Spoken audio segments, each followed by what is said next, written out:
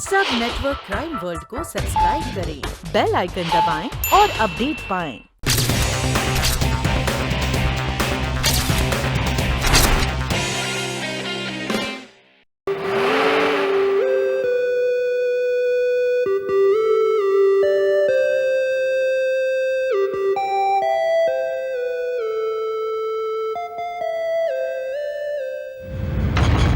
डब्बा,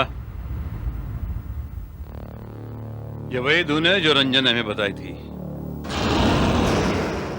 और एक साथ तीन तीन इत्तेफाक नहीं हो सकते। कर्नल भाई, इसका मतलब ये गाड़ी वही है जिसकी हमें तलाश थी। You right Iqbal.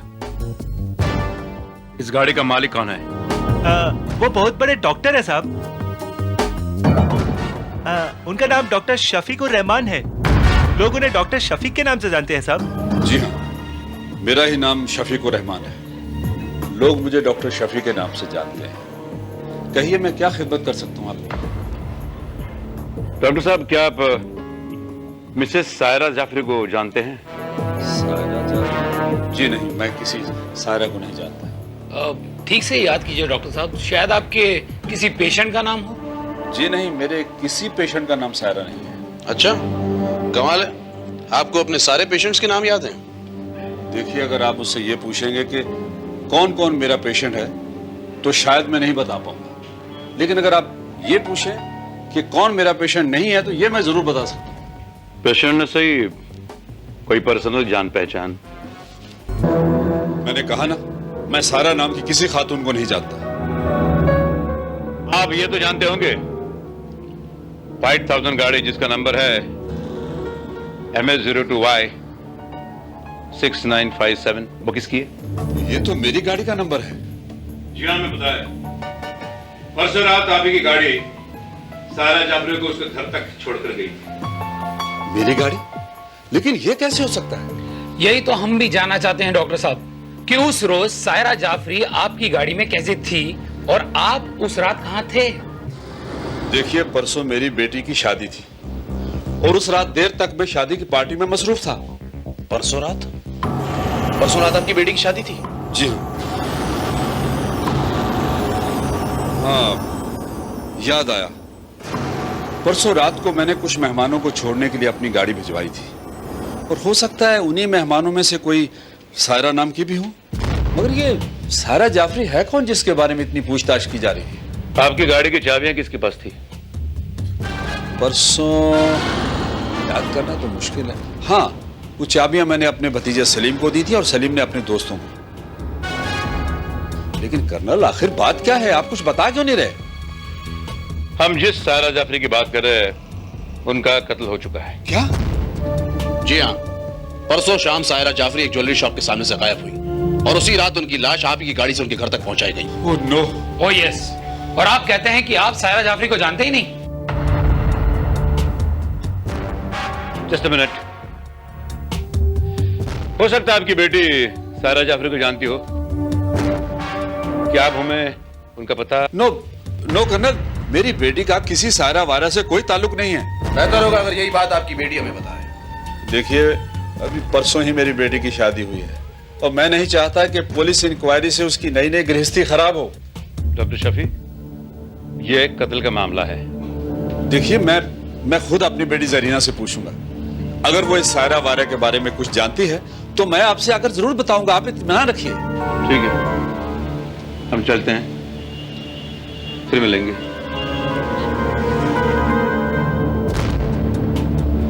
तुम यहाँ? कर्नल साहब, वो मैं कर्नल, ये लक्ष्मी ज्वेलर्स का सेल्समैन है। बिल लाया होगा। हमारी सारी ज्वेलरी इन्होंने बनवाई थी।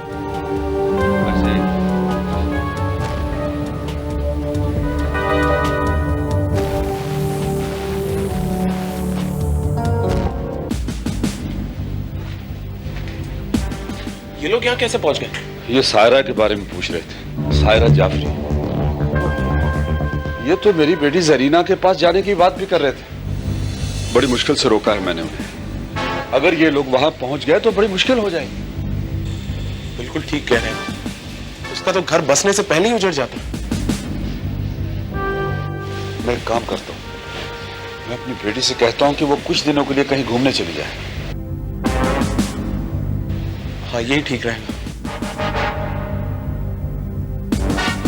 इसका मतलब है सायरा उस ज्वेलरी शॉप से निकलकर डॉक्टर शफी की बेटी जरीना की शादी में थी। वहां से उसने गोलियां हासिल की और डॉक्टर की गाड़ी से घर लौट आई। घर आकर उसने खुदकुशी कर ली। तो फिर वो सुसाइड नोट आया कहां से? आई मीन, सायरा के पिता का तो ये कहना है कि सायरा को उर्दू आती ही नहीं थी। एग्जैक्टली। इसका मतलब वो सुसाइड नोट वहां प्लान किया गया था और जब घर आई तब मर चुकी थी। अब सवाल यह उठता है कि उसका कत्ल किसने किया, क्यों किया और उसे घर तक कौन लेकर आया। मामला काफी उलझा हुआ है। उस सेल्समैन घनश्याम का डॉक्टर शफी के घर आना जाना मुझे और उलझन में डाल रहा है। पता नहीं मुझे ऐसा क्यों लग रहा है कि सायरा की मौत से घनश्याम का कोई ना कोई निरीक्षण जरूर है। सर, ये सायरा जाफरी के पोस्टमार्टम की रिपोर्ट है।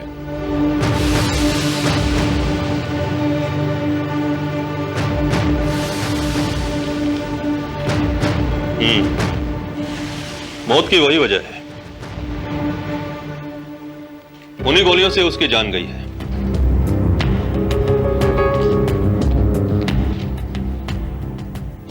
No evidence of, my god, ये कैसे हो सकता है? या वो लड़का झूठ बोल रहा है या फिर वो जादव। इस केस पर सिर्फ एक ही शख्स रोशनी डाल सकता है और वो है डॉक्टर शफी की बेटी जरीना। पता लगाओ जरीना की शादी कहां हुई है।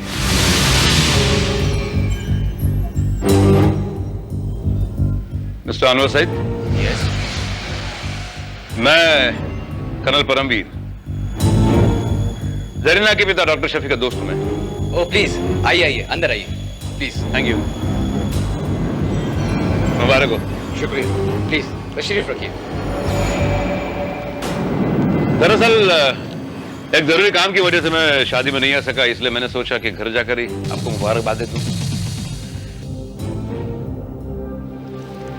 वैसे जरीना इस वक्त है कहां, जरा बुलाई तो।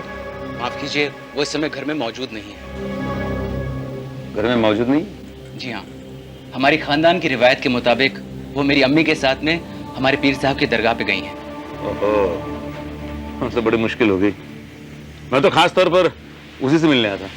कोई बात नहीं, मैं जरीना को लेकर आपके घर आ जाऊंगा। या यू ऑलवेज वेलकम। लेकिन मैं उससे मिलने यहाँ दोबारा आ जाऊंगा। अगर कोई खास बात है तो? नहीं, बस उसे एक बार देखना चाहता था। एक बार? एक्चुअली काफी सालों पहले मैं उसे मिला था, तब वो काफी छोटी थी। अब पता नहीं कैसी लगती होगी, मुझे भी पहचानेगी या नहीं। ओके।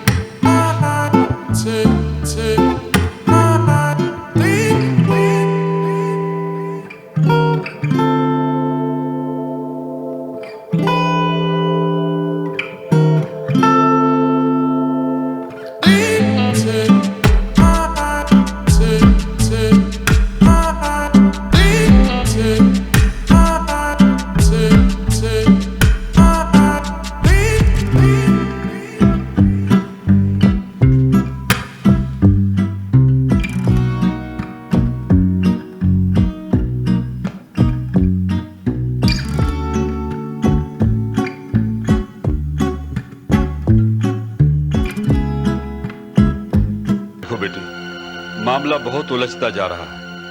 इसलिए बेहतर होगा कि तुम अपने शौहर के साथ कुछ दिनों के लिए बाहर चली जाओ, वरना वो कर्नल अगर यहाँ आ गया तो बहुत मुश्किल हो जाएगी। आप फिक्र ना करें अब्बा हुजूर, उन्हें कुछ पता नहीं चलेगा, और अगर उन्हें कुछ पता चल भी गया तो भी वो इतनी आसानी से कुछ साबित नहीं कर पाएंगे। आसानी से न सही, मुश्किल से सही, सच्चाई तो साबित हो ही जाएगी।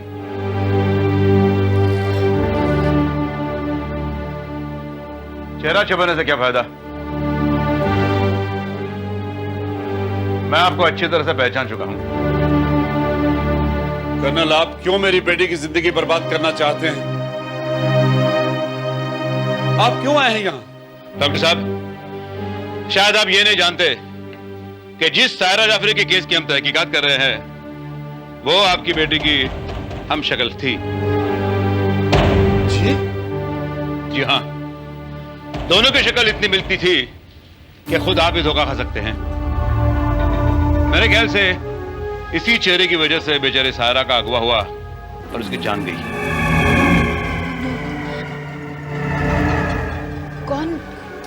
कौन है ये सायरा जाफरी?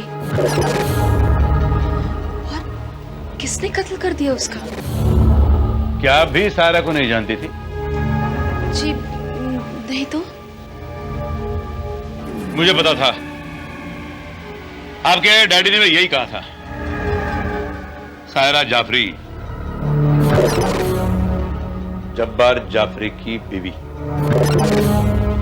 जब्बार जाफरी नाम सुना है ना आपने? जब्बार?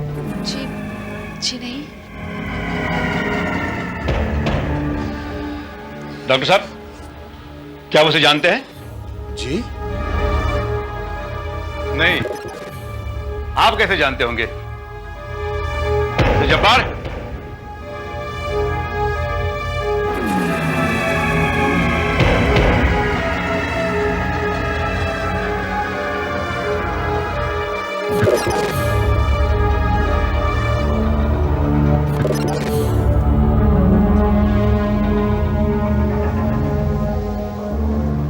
मिसेस सायरा जाफरी,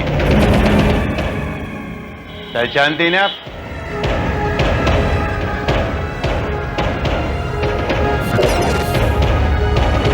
ये आप क्या कह रहे हैं? ये सायरा नहीं, मेरी बेटी जरीना है। जरीना? मैंने आपसे कहा ना, ये उसकी हमशक्ल है, सायरा। इसने अपने शौहर से पीछा छुड़ाने के लिए आपकी बेटी जरीना का कत्ल करके उसे अपने कपड़े पहनाकर यह साबित करने की कोशिश की कि सायरा मर चुकी है, और खुद जरीना बनकर इसने नई जिंदगी शुरू की।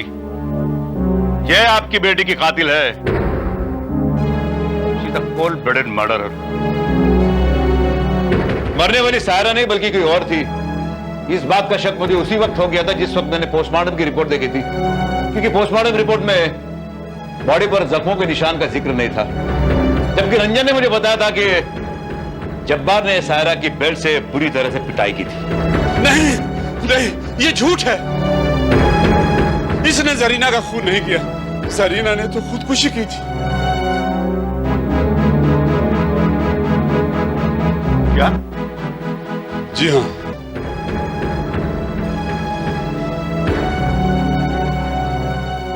जरीना किसी और से प्यार करती थी, लेकिन जब हमने उसकी शादी पक्की कर दी तो उसने गोलियां खाकर खुदकुशी कर ली।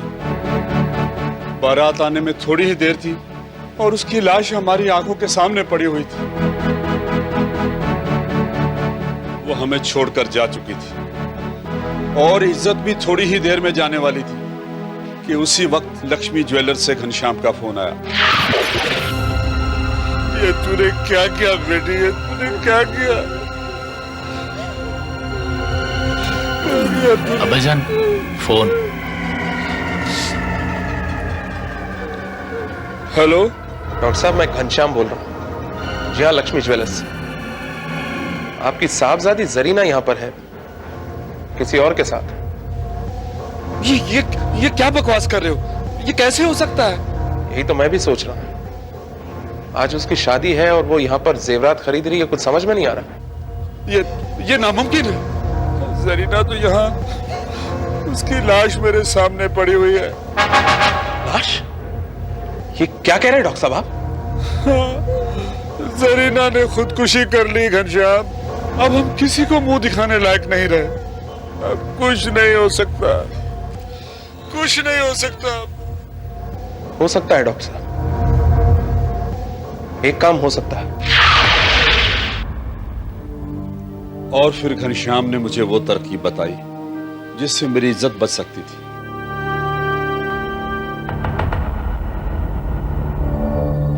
एक बार वक्ती तौर पर शादी होने के बाद जो भी बात होती बिरादरी के सामने तो नहीं होती, इसलिए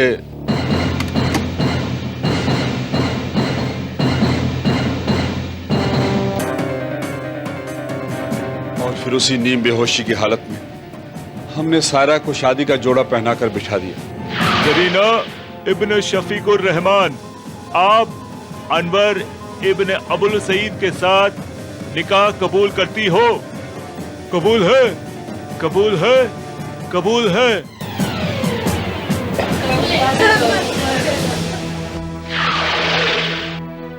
और फिर हमने सायरा को जरीना बनाकर रुखसत कर दिया। आपने ये नहीं सोचा कि इसका अंजाम क्या होगा? लेकिन कर्नल जो होने वाला था उससे बुरा तो नहीं होता। और फिर किस्मत ने हमारा साथ दिया। सायरा ने होश में आने के बाद अपने आप को जरीना में ढाल लिया। लेकिन तुम्हें सारी बातें कब पता चली? दूसरे दिन सुबह जब मैंने आंख खोली तो अपने आप को एक नए घर में पाके मैं बिल्कुल घबरा सी गई थी। मगर फिर मैंने सोचा ये जरूर कुदरत का कोई करिश्मा है। और फिर अखबार में अपने मौत की खबर को पढ़कर मुझे बिल्कुल यकीन हो गया कि मेरी बदकिस्मती मुझसे दूर चली गई। क्या बकवास कर रही हो तुम मेरी बीवी हो, शर्म आनी चाहिए तुम्हें। चलो मेरे साथ। चलो। बात सुनिए, आप छोड़ दीजिए प्लीज, मुझे छोड़ दीजिए।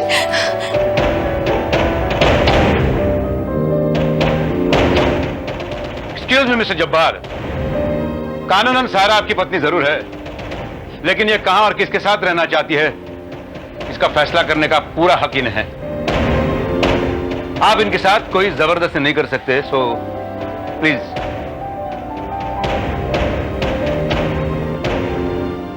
डॉक्टर शफी, मैं आपको कानून के साथ खिलवाड़ करने और मिस्टर अनवर को धोखा देने के जुर्म में गिरफ्तार करता हूं। मिसेस सायरा जाफरी, मैं आपको भी गिरफ्तार करता हूं। हालांकि असली मुजरिम तुम हो मिस्टर जब्बार। वो लाश जो जरीना की थी वो तुम्हारी पत्नी सायरा की भी हो सकती थी, और उसके जिम्मेदार तुम होते, सिर्फ तुम।